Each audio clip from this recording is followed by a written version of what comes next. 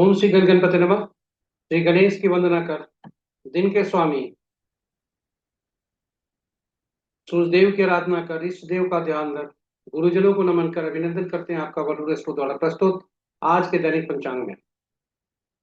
यह नित्य 5 भागों में प्रस्तुत होता है और इसका लघु रूप, पहले भाग का लघु रूप आपके सुझाव के अनुरूप ही नित्य अलग से प्रस्तुत होता रहा है। साथ ही साथ अंक ज्योतिष में आज का जो दिनांक है, आज की जो तिथि है, आज के दिन किसी भी माह में जन्मे व्यक्ति के लिए अलग से एक प्रस्तुति हम एक सीरीज चला करके कर रहे हैं। ये सभी प्रस्तुतियां आपको YouTube के माध्यम से आप तक पहुंच रही है और उसी में अपलोड किया जा रहा है। वरुण एस्ट्रो सेंटर में दैनिक पंचांग में जाने के पूर्व हल्का सा परिचय। हम गुरुजनों को नमन करते हैं। गुरु ब्रह्मा गुरु विष्णु गुरुदेव महेश्वर, गुरु साक्षात परम ब्रह्म तस्मै श्री गुरवे नमः। गुरुओं के आशीष और गुरुओं के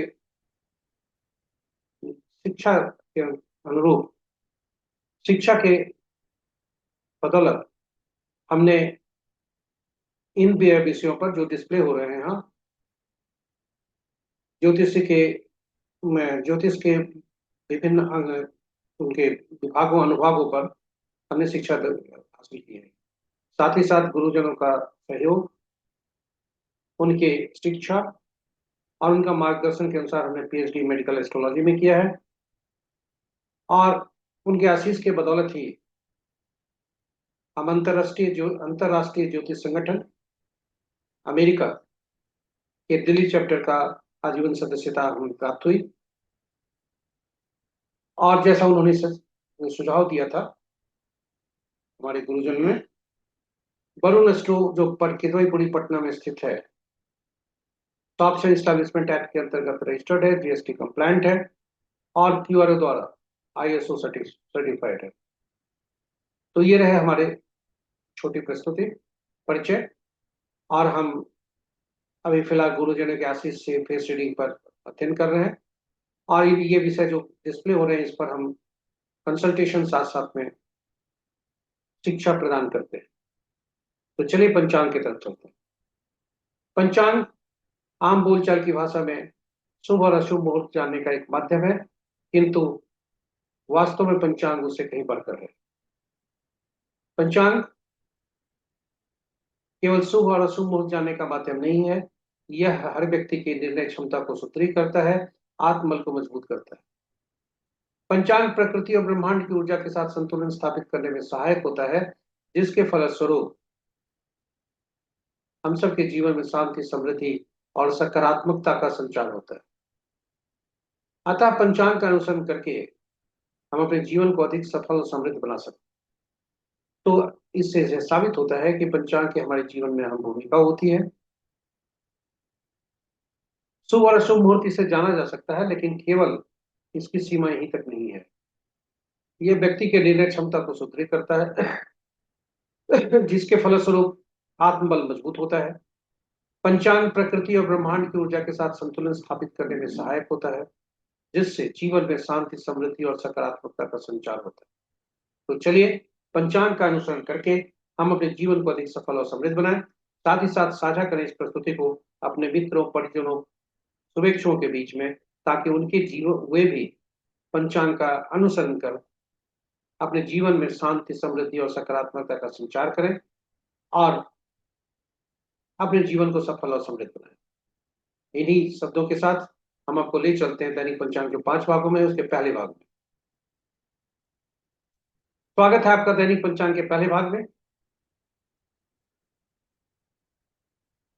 आज का दिनांक 8 जून 2025, माह ज्येष्ठ, पक्ष शुक्ल, शाका संवत 1947 विश्वसु, विक्रम संवत 2082 कलायुग, कलयुग का 5126वां वर्ष।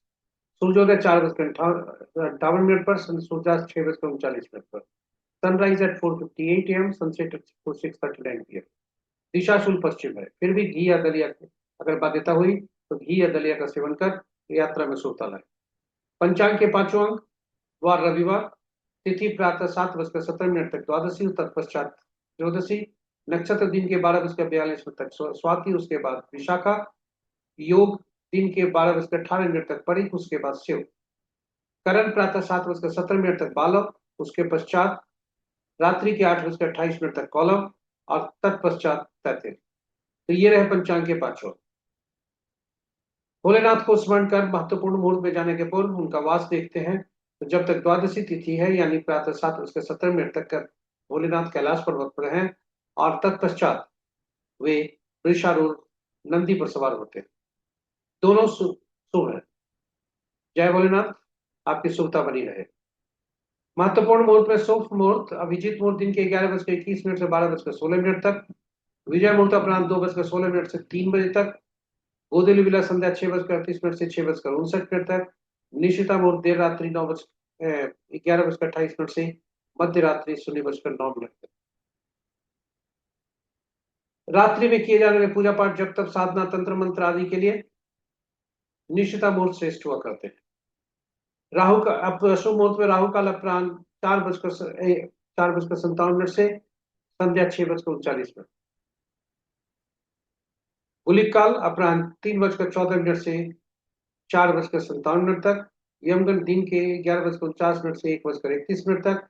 वर्ज मुहूर्त संध्या 6:57 से 8:44 तक। तो ये रहे हमारे महत्वपूर्ण शुभ और अशुभ मुहूर्त। यहाँ बताते चले कि आपके शुभता, आपके जीवन में शुभता लाने हेतु राहु काल का साप्ताहिक कैलेंडर हमने कब से कब किस अवधि तक, हर सप्ताह के दिनों में कब से कब तक राहु काल रहेगा, उसका साप्ताहिक कैलेंडर हमने वीडियो बनाकर पोस्ट किया है। उसमें राहु कब उनका प्रभाव नहीं होता है अशुभता का, वह भी हमने लिख रखा है। और राहु काल में क्या क्या काम बिल्कुल नहीं करने चाहिए, यह भी हमने लिखा है। तो ये सभी प्रस्तुति एक जगह संकलित कर आपके लिए, आपके उपयोग के लिए रखा है, ताकि आप सप्ताह भर के कार्यों का जो योजना बनाएं, उसमें यह जरूर देखें कि राहु काल में कोई आपका कार्य नहीं पड़ रहा है, ताकि आपके जो कार्य हो उसमें सफलता, शुभता ज्यादा हो, सफलता ज्यादा हो, अशुभता नगण्य हो। इसी उद्देश्य से हमने राहु काल का कैलेंडर आपके लिए पोस्ट किया है। तो जरूर देखिए राहु काल, देखिए, अपनाइए राहु काल का कैलेंडर। धन्यवाद। अब आपको ले चलते हैं हम ग्रहों की आकाशीय स्थिति पर। ग्रह पूर्ववत जिन राशियों में कल थे उसी राशिवाज है। सूर्य देव वृषभ में, चंद्रदेव तुला में, मंगल देव सिंह में, बुध देव मिथुन में, बृहस्पति देव मिथुन में, शुक्र देव मेष में, शनि देव मीन में, राहु देव कुंभ में, और केतु देव सिंह राशि। इस प्रकार मित्र राशि में 2 ग्रह, शत्रु राशि में 2 ग्रह, सम राशि में 4 ग्रह, और स्व राशि में 1 ग्रह है।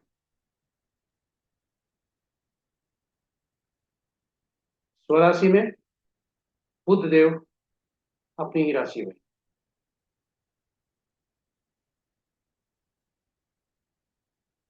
और बल के अनुसार यदि देखें तो शुक्र, सूर्य और बुध की राशि में 2-2 ग्रह हैं। चंद्रमा की राशि को छोड़कर शेष ग्रहों की राशियों में 1-1 ग्रह। किसी भी ग्रह का राशि परिवर्तन नहीं है। सूर्य, चंद्रमा, बृहस्पति, शुक्र और शनिदेव अंश के अनुसार शक्तिशाली है। शेष ग्रह अभी फिलहाल कमजोर अवस्था में है, यह अंश के अनुसार। नक्षत्रों के अनुसार यदि ग्रह को देखें तो मित्र नक्षत्र में 5 ग्रह, शत्रु नक्षत्र में 3 ग्रह, और स्व नक्षत्र में शनिदेव खुद 1 ग्रह है।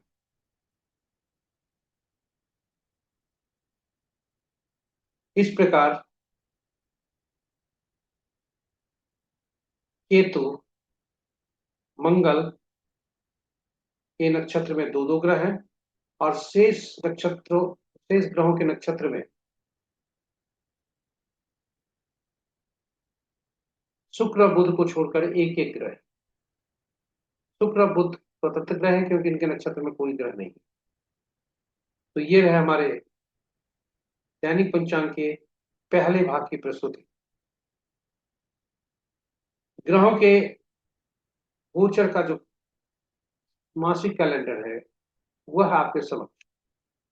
सूर्यदेव 15 जून को वृषभ से मिथुन में जाएंगे, बुधदेव 22 जून को मिथुन से कर्क में जाएंगे और शुक्रदेव 29 जून को वृषभ से मिथुन में जाएंगे। अस्त ग्रह बुधदेव आज तक अस्त रहेंगे, बृहस्पति देव 12 जून से 9 जुलाई तक अस्त रहेंगे, चंद्रदेव 24 जून से 26 जून तक अस्त रहेंगे जब वह अमावस्या का काल होगा। कोई भी ग्रह इस माह में वक्री नहीं होंगे। तो ये रहे हमारे संक्षिप्त तालिका पूरे माह का। अब हम आपको ले चलते हैं जन्म पत्रिका में चंद्रमा जिस नक्षत्र में होते हैं उनके नक्षत्र समूह के स्वामी कैसा फल देते हैं। याद रखें, मैंने कहा है जन्म पत्रिका में चंद्रमा जिस नक्षत्र में होते हैं उनके नक्षत्र स्वामी कैसा फल देते हैं। आज के बारे में क्या बताते हैं। यह पद्धति ताराबलम पद्धति पर आधारित है। ताराबल पद्धति चंद्रमा के परिप्रेक्ष्य में है जो आज के बारे में बताता है, लेकिन वास्तव में मूल जो पद्धति है इसकी वो नवतारा चक्र पद्धति है। नवतारा चक्र पद्धति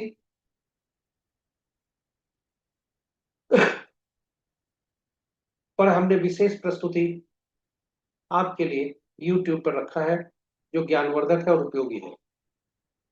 नवतारा चक्र पद्धति से हम दोनों में अंतर क्या है। नवतारा चक्र पद्धति दोनों की पद्धति एक ही है, लेकिन नवतारा चक्र पद्धति जातक के जन्म पत्रिका में चंद्रमा जिस नक्षत्र में होते हैं उनके नक्षत्र समूह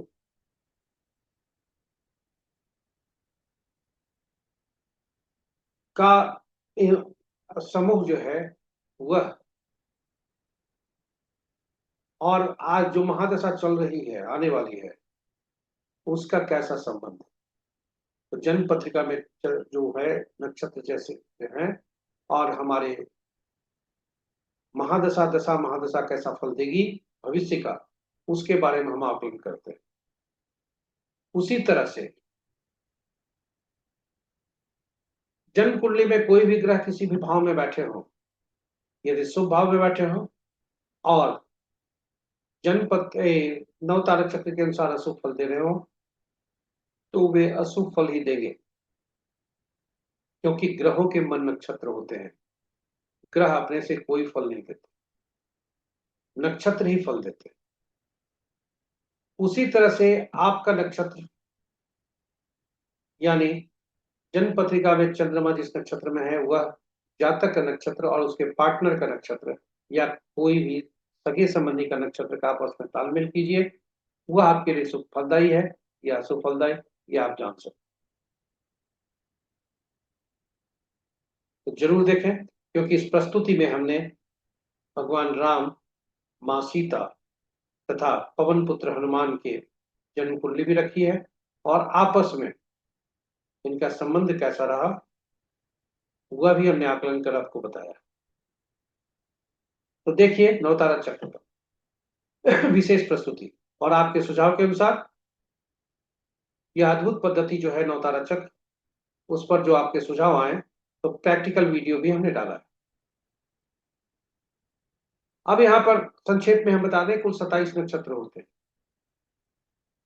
27 नक्षत्र क्योंकि ग्रहों के मन नक्षत्र ही होते हैं और 27 नक्षत्र है किंतु ग्रह 9 ही है, इसलिए 9 ग्रहों को 27 नक्षत्रों से संबंध कैसे जोड़ा जाए, कैसे स्वामित्व दिया गया, इसके लिए एक विधि अपनाई गई जो कि नवतारा चक्र पद्धति है। इसके अंतर्गत कुल 27 नक्षत्रों को 3 भागों में बांटा गया। पहला से 9वां तक क्रम संख्या तक एक श्रेणी में, 10वां से 18वां तक दूसरे श्रेणी में और 19वां से 27वां तक तीसरे श्रेणी। इस तरह से ग्रुप बना दिया गया। अब ग्रहों के को जो क्रम संख्या हुई वह महादशा के अनुसार हुई। वह होती है केतु, शुक्र, सूर्य, चंद्रमा, मंगल, राहु, बृहस्पति, शनि, बुध। यदि आपका जन्म मंगल के नक्षत्र में हुआ है तो मंगल से गणना आरंभ होगी और वहीं से आपकी महादशा चलेगी। तो इस प्रकार 9 ग्रहों को रखा गया क्रमानुसार, महादशा के क्रमानुसार। और ग्रहों को नक्षत्रों से किस तरह से जोड़ा गया, तो पहला ग्रह जो बने केतु देव, उनको हर श्रेणी में से पहला ग्रह नक्षत्र जो हुआ उसका स्वामित्व दिया गया। यानी पहला, दूसरे भाग से 10वां और तीसरे भाग से 19वां। इस तरह पहला, 10वां, 19वां नक्षत्र के स्वामी केतु देव बने। और इसी क्रम में हम आगे बढ़ते बढ़ते दूसरा के भरणी, पूर्वा फाल्गुनी और पूर्वाषाढ़ के स्वामी शुक्र बने, दूसरा, 11वां और 20वां नक्षत्र। और इसी क्रम संख्या में बढ़ते हुए 9वां, 18वां, 27वां नक्षत्र के स्वामी जो क्रमशः अश्लेषा, ज्येष्ठ और रेवती बने, उनका स्वामित्व बुध को दिया गया। इस तरह से सभी ग्रहों के, नक्षत्रों के समूह के स्वामी बने विभिन्न 9 ग्रह। और इसलिए हम कहते हैं जन्म पत्रिका में चंद्रमा जिस नक्षत्र में हो उनके नक्षत्र समूह के स्वामी।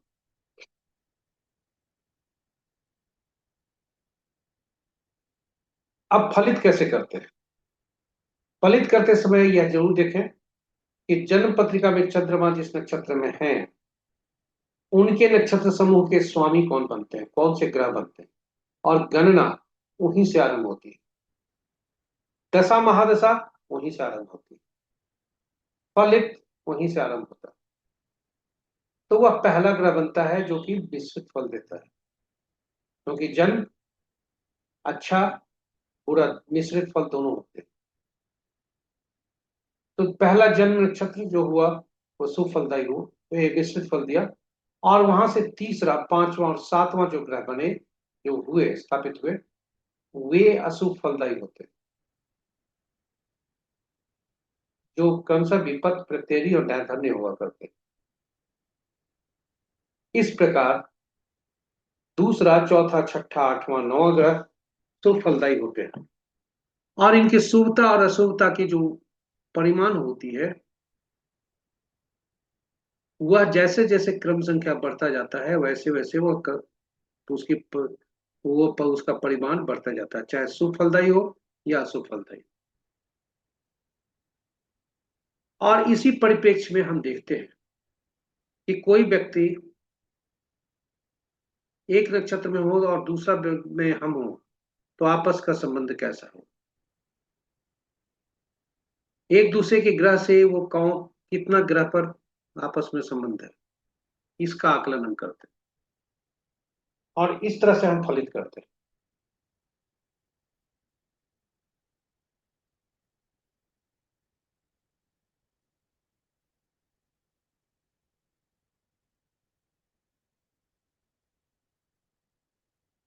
अब हम देखते हैं आज का गोचर।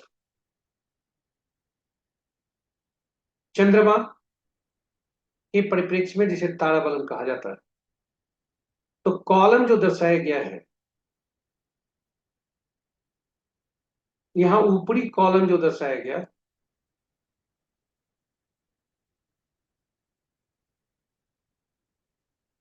ये जो कॉलम हुए ये चंद्रमा के गोचर का है। चंद्रमा जो गोचर में होंगे उसी कॉलम पर हम पकड़ेंगे, और हम जिस नक्षत्र में होंगे, मेरा जन्म होगा, उसको उस रो को पकड़ेंगे।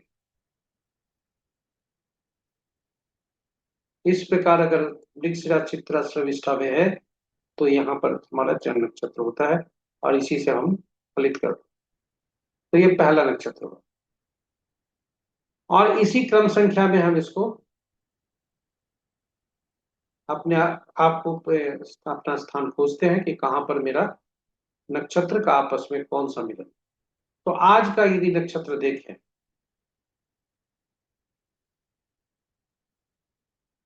आज का नक्षत्र 12:42 तक चंद्रमा स्वाति नक्षत्र में। उसके बाद चंद्रमा विशाखा नक्षत्र में होगी। अब हम किसी जातक का यह देखना चाहें कि हमारा कैसा फल होगा, तो जैसा हमने पहली बार बताया है, हम देखेंगे कि यदि हम कृतिका उत्तरा फाल्गुन या उत्तराषाढ़ा नक्षत्र में मेरा जन्म हुआ है तो 12:42 तक शुभ यानी क्षेम होगा और प्रत्यरी उसके पश्चात होगा। और इसी तरह से हम क्रम संख्या को देखते हैं। यदि कोई मेरा जन्म स्वाति नक्षत्र में हुआ है तो जन्म नक्षत्र में मेरा तो पहले भाग का है, उसके बाद संपत नक्षत्र। यदि पूर्वा भाद्रपद नक्षत्र में मेरा जन्म हुआ है तो अति मित्र हैं हम की अवस्था में आपस में, और जन्म नक्षत्र में मेरा जन्म उसके बाद होता है। इस प्रकार हम आकलन करते और फलित भी करते। तो फलित बहुत आसान है, इसको समझना बहुत आसान है, केवल एक बार थोड़ा सा मेहनत करना है और तब आप फलित आराम से कर पाएंगे। तो ये रहे हमारे पंचांग के दूसरे भाग की प्रस्तुति। तीसरे भाग में अभी तक चंद्रमा किस नक्षत्र में है उसकी बात हो रही है। चंद्रमा जिस राशि में होंगे हम उसके बारे में, हाँ, एक जाने के पहले ये बता दें कि यदि हम कोई मुहूर्त बना रहे हैं तो यह काफी लोगों का सुझाव था कि परिहार क्या है, यदि हमारे अशुभ स्थिति में हुए तो परिहार क्या होगा। तो यदि जन्म नक्षत्र में आपका पड़ रहा है, ग्रह जन्म में है, जन्म तारा में है, तो पीला कद्दू पत्ते वाली सब्जी का दान करें। विपत तारा है तो गुड़ दान करें। प्रत्यरी है तो नमक दान करें। और नैधन्य है तो कुछ भी ध्यान नहीं दान न कर त्याज्य करें मुहूर्त को। और यदि अति महत्वपूर्ण मुहूर्त हुआ तो तिल सहित स्वर्ण का दान करें।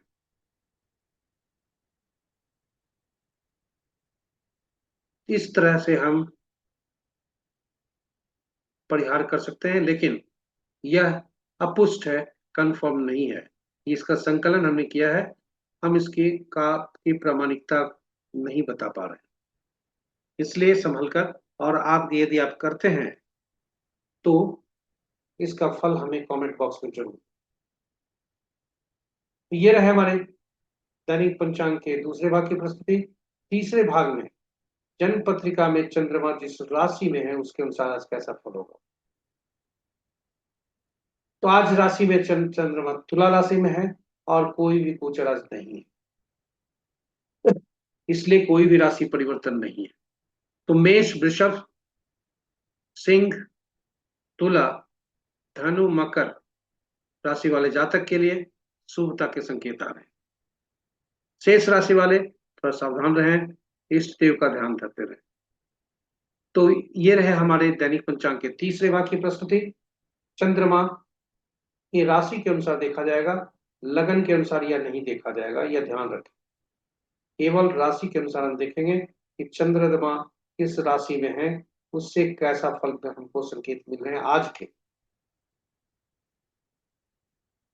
तो इस तरह से यह हमारे दूसरे भाग की प्रस्तुति समाप्त होती है। तीसरा भाग चौघड़िया पर है। चौघड़िया एक प्रकार का मुहूर्त बताता है कि मुहूर्त कैसा होगा, अशुभ और अशुभ अवधि कब होगी, और किसी भी शुभ काम को करने के लिए इसका उपयोग किया जाता है, चाहे वह पूजा पाठ हो, कोई इंटरव्यू हो, कोई नया काम करना हो, नए जॉब में ज्वाइन करना हो, नया व्यवसाय करना हो, नए कार्यालय खोलना, नया भवन निर्माण में गृह प्रवेश करना इत्यादि मूल्यों के लिए हम इस मुहूर्त को देखते हैं। इन सभी चीज जो हम इसका उपयोग करते हैं और शुभता लाते हैं। चौघड़िया की उपयोगिता ज्यादा होने के कारण यदि कोई व्यक्ति कोई मुहूर्त नहीं देखता है तो उसे सलाह भी दिया जाता है कि कम से कम चौघड़िया जरूर देखना चाहिए, ताकि आपके परिश्रम में, आपके कार्य में शुभता बनी रहे, अशुभता का नामो निशान न रहे। तो चौघड़िया की उपयोगिता के मद्देनजर हमने हिंदी और अंग्रेजी में अलग अलग वीडियो डाला है। हिंदी में है चौघड़िया की उपयोगिता, और अंग्रेजी में यूटिलिटी ऑफ चौघड़िया। आप जरूर देखें, यह आपके लिए लाभकारी होगा, ऐसा हमारा विश्वास है। चौघड़िया संक्षेप में बता दें कि कुल 8 चौघड़िया होते हैं, और 8 चौघड़िया दिन के और 8 चौघड़िया रात के होते हैं। किंतु सप्ताह के दिन साथी होते हैं, इसलिए कुल 7 चौघड़िया का नामकरण हुआ। 8वां चौघड़िया जो होता है वह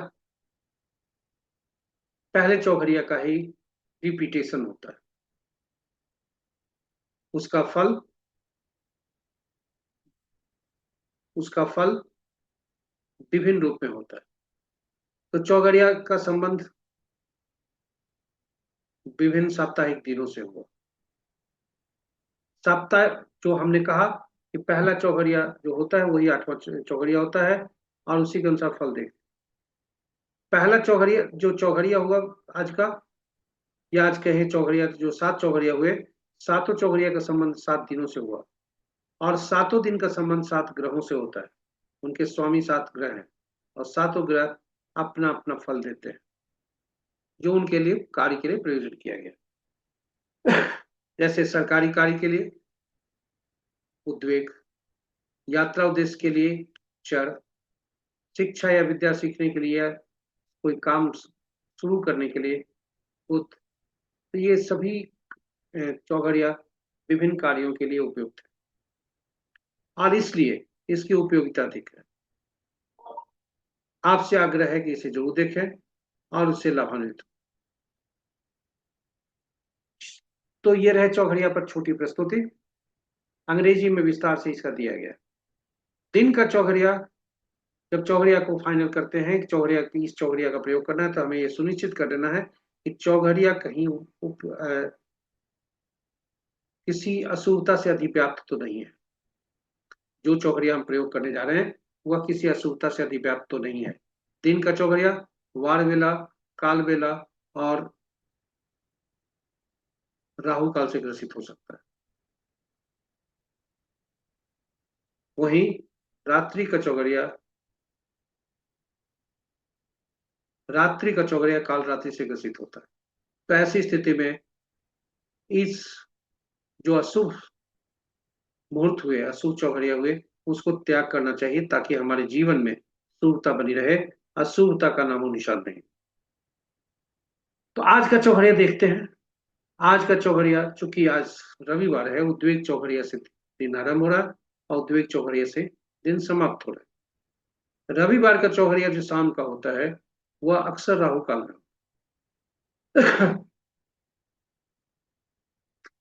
और आज का चौघड़िया, अमृत चौघड़िया जो 10:06 से 11:49 तक है, वार वेला से ग्रसित है। और काल चौघड़िया जो 11:49 से 1:31 तक है, वह काल बेला से ग्रसित है। और उद्वेग चौघड़िया जो 4:57 से 6:39 तक है, वह भी राहु काल से ग्रसित है। रात्रि का चौघड़िया 1:06 से 2:23 भोर तक है, या देर रात्रि तक है, उस वह भी चौघड़िया वह भी काल रात्रि से अधिव्याप्त है। तो आज के चौघड़िया में वार वेला, काल वेला, राहु काल और काल रात्रि से विभिन्न ग्रह अधिव्याप्त हैं, इसलिए इनका उपयोग नहीं होता है। यहाँ यह हम भी सुनिश्चित कर देते हैं कि जो चौघड़िया का उपयोग करने जा रहे हैं उसके लिए हम दिल से तत्पर हैं या नहीं। तो उपाय तभी काम करते हैं जब हम आंतरिक रूप से, मन से, बिना व्यथित मन को किए हुए, तब उसका उपयोग करते हैं। तो ये रहे हमारे दैनिक पंचांग के चौघड़िया पर, और दैनिक पंचांग का चौथे भाग के प्रश्न।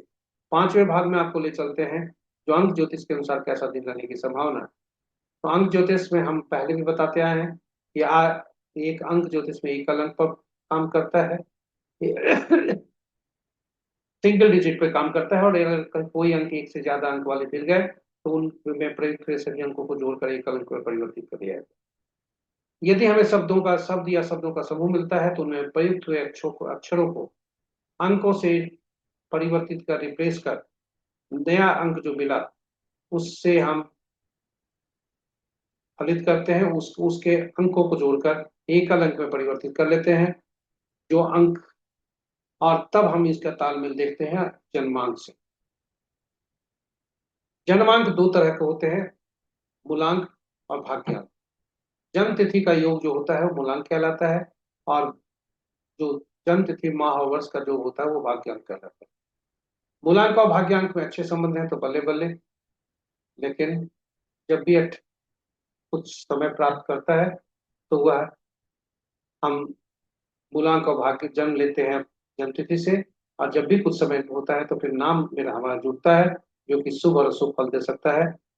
अंक ज्योतिष में अशुभ फल तभी होते हैं जब अंक जो है असंतुलित हो जाते हैं, यानी कोई अंक मिसिंग हो और कोई अंक बहुत ज्यादा मात्रा में हो, तो वह जो है हमें अंकों को असंतुलित करता है। और एक अच्छे न्यूमरोलॉजिस्ट का काम है, अंकशास्त्री का काम है कि समस्या को पहचानना, और जो अंक हैं, जो असंतुलित अंक हैं, उन अंकों को संतुलित करना। यह बहुत आसान पद्धति है, हर कोई सीख सकता है, केवल थोड़ा प्रयास करने की जरूरत है और धैर्य की आवश्यकता है। तो आज का जो हम मूलांक कहते हैं, जो जन्म तिथि का योग का होता है मूलांक, और जन्म तिथि माह और वर्ष को जोड़े तो भाग्यांक, ड्राइवर और कंडक्टर कहते हैं, भी कहा करते हैं। पास का ड्राइवर 8, 8, कंडक्टर 5, और 8 5 का संबंध मित्रता का, इसलिए शुभ है। चलिए देखते हैं 5 अंक जो आज का भाग्यांक है और बाकी जो मूलांक वाले अंक हैं उनसे के साथ कैसा संबंध होगा। तो जिनका जन्म तिथि 1, 10, 19, 28 तारीख को हुआ है, एक मूलांक बनता है। सूर्यदेव जिनके स्वामी होते हैं, दिन उत्तम होने की संभावना है, 1 और 5 आपस में मित्र हो सकते हैं, इसलिए आज का दिन सक्सेस होने की संभावना है। 2, 11, 20, 29 तारीख जिनका जन्म है, दो मूलांक होता है, चंद्रदेव जिनके स्वामी होते हैं, दिन उत्तम होने की संभावना, 2, 5 का संबंध मित्रता का, 60% सफलता का दर है। यदि प्रॉपर्टी से संबंध है तो दिन उत्तमता की ओर जो सफलता का दर है वो बढ़ सकता है।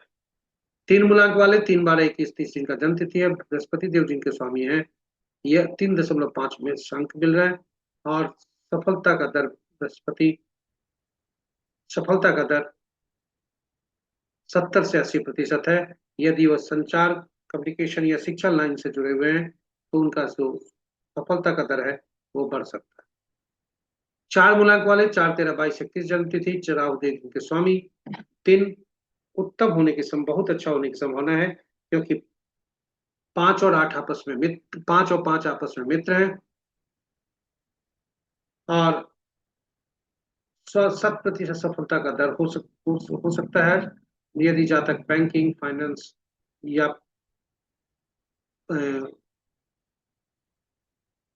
बैंकिंग फाइनेंस से संबंध रख रहा हो, वित्त से संबंध रख रहा हो, किंतु जहाँ तक थोड़ा फैटी हो जा सकता है, आलसी बना इसमें आ सकती है। यदि जहाँ तक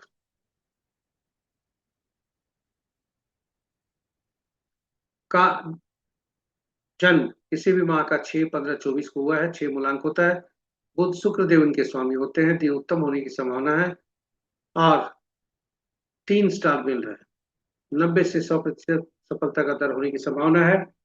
शेयर मार्केट, शराब आदि के दुकानों में अगर ये कार्य करते हैं, उनसे संबंध है तो सफलता का दर बढ़ सकता है। 7 मूलांक वाले 7, 16, 25 जिनका जन्म तिथि है, केतु देव जिनके स्वामी हैं, 70% सफलता का दर होने की संभावना है। 7 और 5 का संबंध मित्रता का, और ऑकल्ट में यदि है तो जातक का फल आज कुछ ज्यादा मिल सकता है। 8 मूलांक वाले 8, 17, 26 तारीख जिनका जन्म तिथि है, 8 इनका मूलांक बनता है, उत्तम सफलता होने की संभावना है, और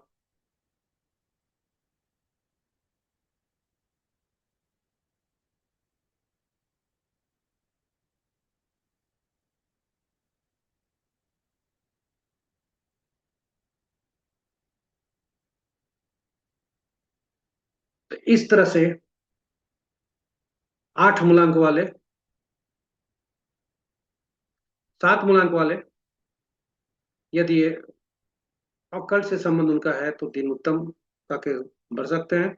8 मूलांक वाले, 8 और 5 का संबंध उत्तम है, अति मित्र हैं, शनिदेव इनके स्वामी हैं, इनका जन्म तिथि 8, 17, 26 तारीख को किसी भी माह का हुआ है। यदि ये प्रॉपर्टी से संबंध रखते हैं तो सुंदर है, उत्तमता बढ़ सकती है। 9 मूलांक वाले, 9, 18, 27 तारीख जी का जन्म तिथि है, मंगल देव जिनके स्वामी हैं, तटस्थ संबंध है आपस का, 40% सफलता का दर है। और यदि ये बैंकिंग वगैरह से संबंध रखते हैं तो बहुत अच्छा हो सकता है। तो ये रहे आज के तिथि कैसी होगी अंक शास्त्र के अनुसार। यहाँ हम बताते चले कि 5 अंक जो आज का भाग्यांक आया वह 1 से 9 के बीच का मध्यम अंक है, जो बैलेंस करता है अंकों को। लोसो ग्रेड में भी वह केंद्र में रहता है। अतएव 5 बहुत शक्तिशाली ग्रह है, आत्मविश्वास का ग्रह है, केंद्र का ग्रह है, ऊर्जा का ग्रह है। तो इसलिए इनका संबंध सभी ग्रहों से अच्छा रहता है, और इसलिए इसका प्रयोग अक्सर नाम चेंज में, नाम जब भी बदला जाता है कोशिश किया जाता है इसको 5 अंक मिल जाए। किंतु 5 की प्रचुर मात्रा भी होना, ज्यादा होना नुकसानदायक होता है। यह यह तथ्य प्रमाणित है। तो ये रहे हमारे आज के पंचांग की स्थिति। हम आपको बता दें किसी भी माह में यदि जन्म हुआ है आज 8 तारीख को, तो आपके बारे में अलग से प्रस्तुति, एक सीरीज जो आरंभ की गई है पूरे माह का 1 से 31 तक का, उस सीरीज के अंतर्गत आज का बारी 8 तारीख का है। जो आज 8 तारीख को जो लोग जन्मे होंगे उनके लिए विशेष विशेष प्रस्तुति अलग से पोस्ट की गई है, जरूर देखें। इन्हीं शब्दों के साथ हम आपको ले चलते हैं अंतिम भाग में। तो धन्यवाद हमारी प्रस्तुति में बने रहने के लिए और ध्यान से देखने के लिए। आपका सुझाव हमें बराबर मिलता रहा है, और आपके सुझाव के अनुरूप ही हम इस प्रस्तुति में को बेहतर बनाने का प्रयास कर रहे हैं। डेटा जो प्रयुक्त हुए यहाँ प्रयुक्त हुए वह पंचांग से लिए, ये सब दृक पंचांग से लिए गए, छवि गूगल से ली गई और यूट्यूब के माध्यम से आपको पहुंचाया गया। यदि आप पहली बार इस प्रस्तुति को देख रहे हैं तो चैनल को सब्सक्राइब करना ना भूलें। साथ ही आप सब्सक्राइब कर नोटिफिकेशन भी बटन दबाएं, और सभी से अनुरोध है कि इसे साझा करें अपने मित्रों, परिजनों और स्वजनों के बीच में, ताकि उनके जीवन में सकारात्मकता का संचार हो, पंचांग का वे अनुसरण कर पाए, शुभता ही शुभता हो, और उनका दिन सुफल और समृद्ध रहे। इन्हीं शब्दों के साथ हम आपसे विदा लेते हैं। कल फिर नई प्रस्तुति के साथ उपस्थित होंगे। तब तक के लिए जय सूर्यदेव।